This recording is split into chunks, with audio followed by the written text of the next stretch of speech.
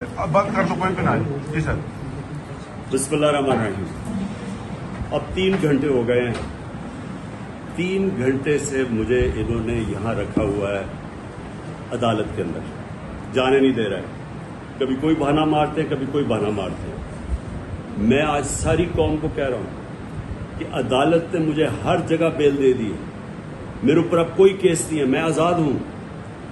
उसके बावजूद इन्होंने मुझे यहाँ किडनैप किया हुआ है, जबरदस्ती रखा हुआ है। मैं सारी कौम को आज ये बताना चाहता हूं कि इनकी बदनीयती है, ये फिर से कुछ करना चाहते हैं। सारी कौम तैयार हो जाए कि एक जब अदालतों के फैसले नहीं माने जा रहे, जिस मुल्क के अंदर कानून की हैसियत ही खत्म हो गई है, तो अवाम को पुरअमन एहतजाज करना चाहिए।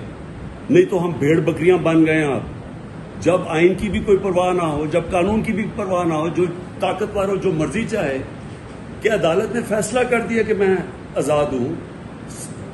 3 जजेस ने हाई कोर्ट के फैसला किया है, उसके बावजूद मुझे यहां रोका हुआ इन्होंने पिछले 3 घंटे से। मैं सारी कौम को अभी बता रहा हूं, आप पुरअमन तरीके से एहतजाज के लिए तैयार हो जाएं।